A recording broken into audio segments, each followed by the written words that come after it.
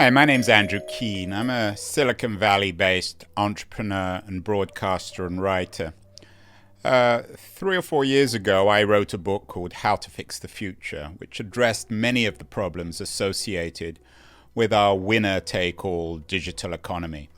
A digital economy that is undermining innovation in technology, creating monopolies, and in many ways corroding our culture. One of the projects that grew out of this book, How to Fix the Future, is a series of broadcasts that I started a couple of years ago called How to Fix Democracy. These broadcasts have also resulted in a documentary feature film, which came out earlier this year called How to Fix Democracy. Democracy and the internet are, of course, intimately bound up with one another. It's no coincidence that the crisis of our democracy, the crisis of attention, of radicalism, a crisis of truth, a crisis of echo chamber culture in which nobody seems to be able to talk to one another, is bound up in our crisis of democracy. It's no coincidence that the rise of intolerant authoritarianism, particularly the authoritarianism represented by people like Donald Trump and Orban in Hungary, and the Brexit movement in the UK, and Putin and Putinism in Russia, has very much ridden off the internet. Donald Trump, for example, is the first true internet president, given his brilliant leverage utilization of the Twitter platform. And ironically enough, even though he was elected democratically, he uses Twitter and many other digital platforms to undermine democracy. So the crisis of democracy in the West, in democratic cultures, whether that's the UK or the US or Hungary, Turkey, Poland, Italy, is very much bound up in the digital revolution. How to fix democracy, then, is very much a question which is inseparable from how to fix the internet. But it's not just the internet which is undermining democracy. Even if the internet hadn't been invented by Tim Berners-Lee, or at least the World Wide Web in 1989, we would still have a crisis of democracy in the West. Alongside the internet, we also have a crisis of democracy bound up in the winner-take-all nature of capitalism. Over the last 20 years, our economies have increasingly become the architecture of a winner-take-all economics. It's not just the Googles and the Facebooks and the Apples and the Amazons of the world, but every sector is dominated increasingly by winner-take-all economics. This has resulted in the decimation of the traditional middle class, the backbone of democratic societies over the last 200 years. And the self-evident appearance of a chasm between a tiny ruling class, who often don't acknowledge themselves as a ruling class, a tiny ruling class of globalist elites who are based in towns like London and New York and San Francisco and Paris and indeed Santiago in Chile. And an underclass, we used to call them, or Marx called them, the working class, the proletariat, but increasingly what we might think of as this class is the precariat, a class increasingly without full-time labor, who are being driven down and down within an economy that takes no prisoners. This chasm between the new rich, and it's not just the 1%, we might think of it as the 10%, a globalist 10%, and the rest of society, is also contributing to a profound undermining of democracy. The problem is that people don't believe in democracy anymore. The problem is that the underclass, the people who have been left out of 21st century capitalism, are rebelling not only against the capitalist system, but against democracy itself. Whether we approve of their politics, the reality is that they are flocking to the Orbans and the Trumps and the Erdogans of the world because they feel left out. So their faith in democracy has been shaken. And they are the ones, indeed, often voting for these new anti-democratic authoritarian parties. So how to fix democracy is really not just a question of how to fix the internet, but how to fix capitalism. These are big questions, questions that can't be fixed overnight. In my book, How to Fix the Future, I focus on 3 areas where fixing the future needs to be addressed. The first is innovation, the second is regulation, the third is education. All these themes are very much bound up in the creation of better citizens, and the solutions to fixing the future through innovation and regulation and education in the creation of better citizens, which I address in my book, is also self-evidently applicable for fixing democracy. To fix democracy, then, we need to regulate, we need to innovate, and we need to educate. All these things, if done appropriately, will result in better citizens. And the challenge, of course, is building a coherent, resilient citizenship in a 21st century in which the consequences of instability, whether they come from COVID or from the nature, the winner-take-all nature of global capitalism, or through the increasingly destabilizing implications of digital technology, need to be addressed now. If we don't address them now, then the future of democracy may indeed be dire. It's quite possible, but by the end of the 21st century, if we don't address these issues, democracy won't exist anywhere. Regulation is really important. In the United States, people are deeply fearful for cultural and historical reasons of regulation. But the only way to support democracy is to regulate.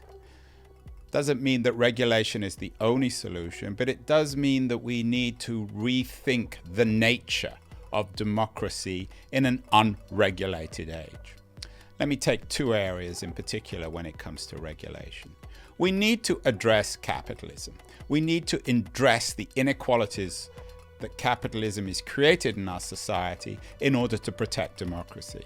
Now, I'm not arguing in favor of some sort of 20th century style, Stalinist or even socialist solution in which the free market is done away with a state-controlled economy.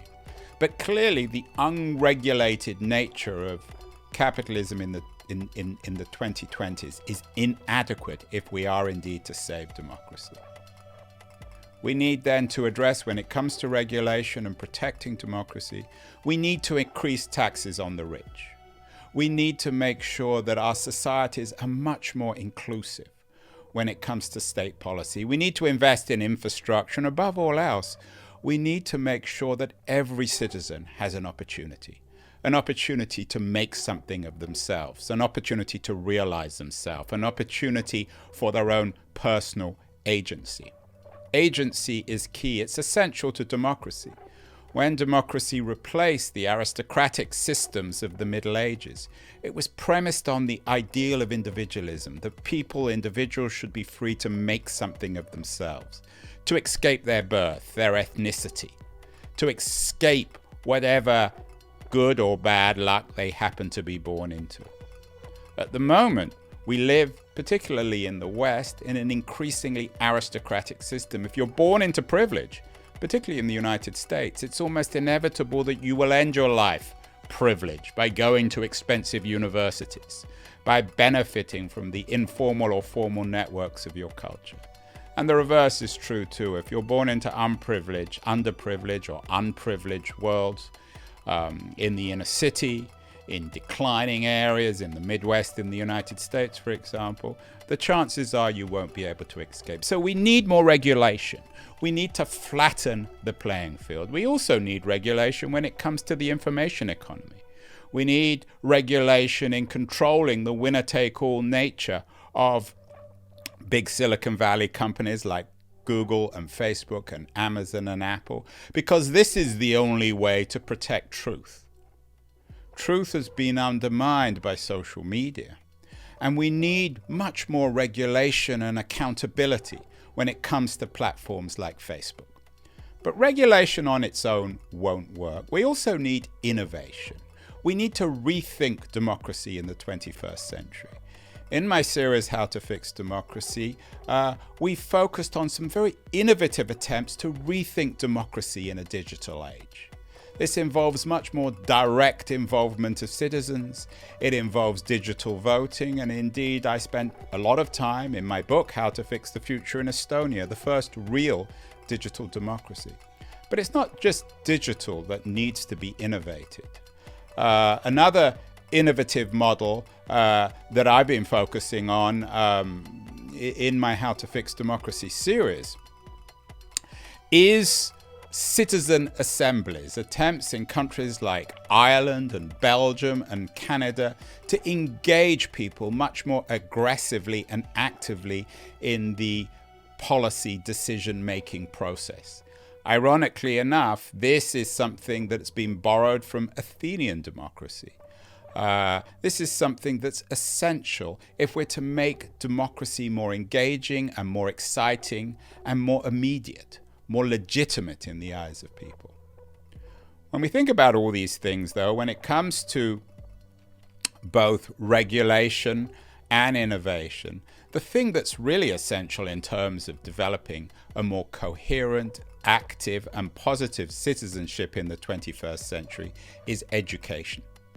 Citizenship requires a degree of education which we seem to have lost in the early part of the 21st century. Yes, of course, it's all very well to go on Facebook or Twitter or YouTube to enjoy oneself. But it's no coincidence that the increasing intoxication we have with user-generated content has resulted in a political and cultural amnesia when it comes to our traditions and institutions. I warned about this 20 years ago in my book, Cult of the Amateur, which suggested that when we only focus on ourselves and our own voices, we forget about the collective interests of society and we lose touch with history. Education, then, is central. Education is required if we are indeed to fix democracy. Ultimately, all this comes down to citizenship. The point of innovation, the point of regulation, the point of education in 2020 and 2021 and the 2020s is to build more cohesive and resilient citizens. That's the crisis of democracy. Perhaps it's because most of us think of ourselves as consumers rather than citizens. Citizenship is the thing that we need to rescue. This was the essential foundations of democracy from its birth in 5th century BC Athens through the 18th and 19th centuries in England and America, which represent the foundations of a modern democracy. We need to rediscover the excitement of citizenship, the engagement. It doesn't have to be an all-consuming activity. Most of us have lives which are too busy to focus exclusively on citizenship. But when democracy simply becomes a task, a thing that's bothersome, something that we have to vote on every 2 or 4 years, we lose touch with our meaning as citizens. We lose touch with our fellow citizens, and above all else, we lose touch with the issues that define us as citizens. So whether it comes to regulation, innovation, or education, the challenge, the way to fix democracy in the 21st century is by building stronger, better citizens.